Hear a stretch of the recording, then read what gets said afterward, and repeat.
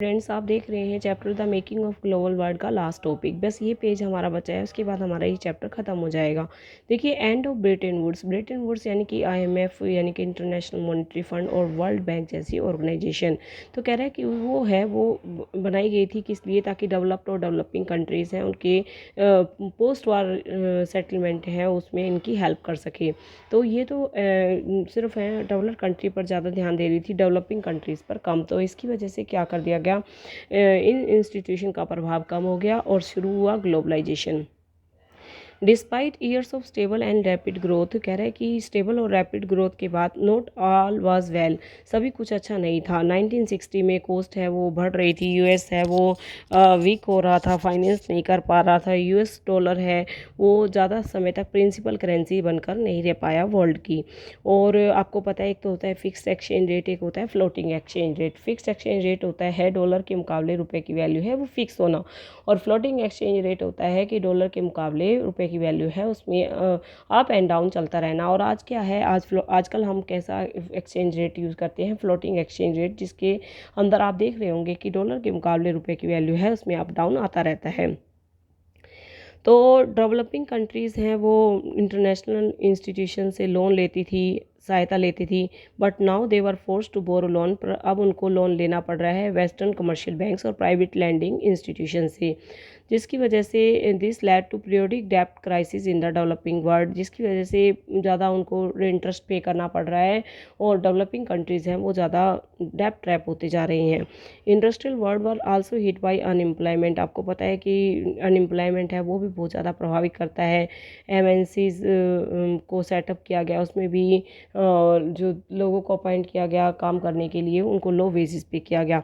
China had been cut off the post war world economy, its resolution in 1949, but now new economic policy in China and collapse of the Soviet Union, Soviet style communism in Eastern Europe back into the fold of world economy. Wages were relatively low in countries like China. wages है बहुत कम होती थी China जैसी country में।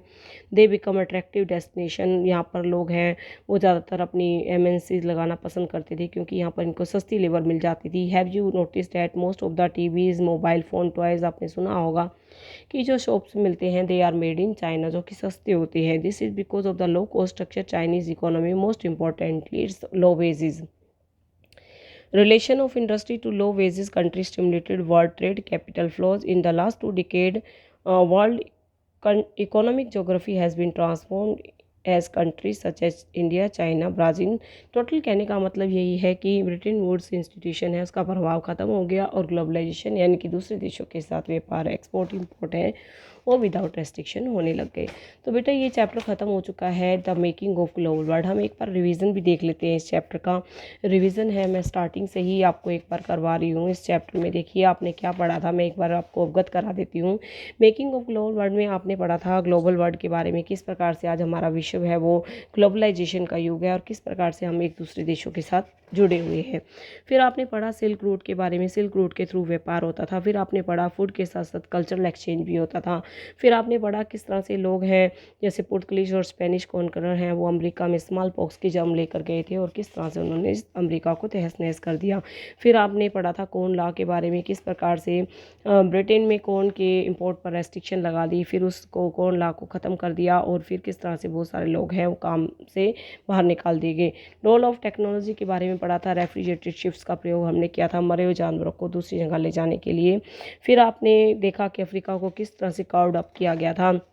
Render paste के बारे में पढ़ा था, एनिमल डिजीज़ है जो किस प्रकार से अफ्रीका में फैल गए। अफ्रीका के लोग हैं वो कैटल पर और डिपेंड करते थे और लैंड पर डिपेंड करते थे। उनके कैटल्स में डिजीज़ फैलने की वजह से उनके कैटल मर गए और उनको यूरोपियन जो लोग थे जिन्होंने प्लांटेशन है वो शुरू किया था और उनके लिए वहाँ पर है वो वेजेस के लिए काम करना पड़ा क्योंकि यूरोपियन लोगों ने बहुत सारे टैक्स हैं वो उन पे लगा दिए थे। फिर इंडेंचर्ड लेबर के बारे में पढ़ा था, जो बॉन्डेड लेबर होती है 5 साल के लिए इनका बॉन्ड होता है, इनको काम करना ही पड़ता है।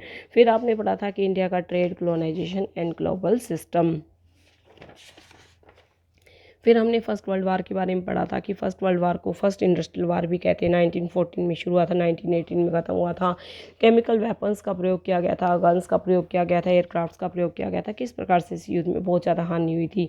फिर युद्ध के बाद रिकवरी है वो करने के लिए क्या किया गया। फिर आपने देखा कि जो यूएस है उसमें रिकवरी है वो मास प्रोडक्शन से की गई थी। किस प्रकार से हेनरी फोर्ड ने कन्वेयर बेल्ट का, असेंबली लाइन मेथड का प्रयोग किया था कार को प्रोड्यूस करने में, और किस प्रकार से उसने अपने वर्कर्स की ज़्यादा सैलरी बढ़ाकर और उनको रोक लिया था।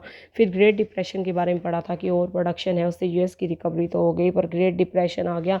यदि किसी भी कंट्री में है मंदी आती है, ओवर प्रोडक्शन होता है, वस्तुओं के प्राइस गिर जाते हैं, तो वो सभी देश उसको उससे अलग नहीं रहते। इंडिया में भी ग्रेट डिप्रेशन आया, उसके बारे में पढ़ा था। फिर हमने सेकेंड वर्ल्ड वार में आपको बताया था 1913 में शुरू हुआ, 1939 में शुरू हुआ था सॉरी, और 1945 में ख़त्म हुआ, और किस प्रकार से इससे बहुत ज़्यादा जान मान की हानि हुई थी। फिर आपने देखा ब्रिटेन वुड इंस्टीट्यूशन यानी कि आईएमएफ, वर्ल्ड बैंक ने कंट्रीज़ हैं उनको रिकवर करने में हेल्प करने के लिए बहुत कोशिश की थी। फिर आपने देखा कि कंट्री डिकोलोनाइज्ड हो गए थे, आज़ाद हो गए थे, और आज़ाद होने के बाद भी उनका आज़ाद होने के बाद उन्होंने क्या किया था, ग्रुप 77 है डेवलपिंग कंट्रीज़ ने बना लिया था ताकि वो न्यू इंटरनेशनल इकोनॉमिक ऑर्डर को पास कर सके। ब्रिटेन वुड इंस्टीट्यूशन का खात्मा हो गया और ग्लोबलाइजेशन की शुरुआत हो गई, और आज का युग कैसा है, ग्लोबलाइजेशन का युग, ठीक है, का युग है। तो ये था रिवीजन वीडियो इस चैप्टर का, और कल मैं इस चैप्टर का टेस्ट लूँगी। सभी बच्चे इस चैप्टर की सभी वीडियोज़ को बहुत अच्छे से देखेंगे। थैंक यू बेटा।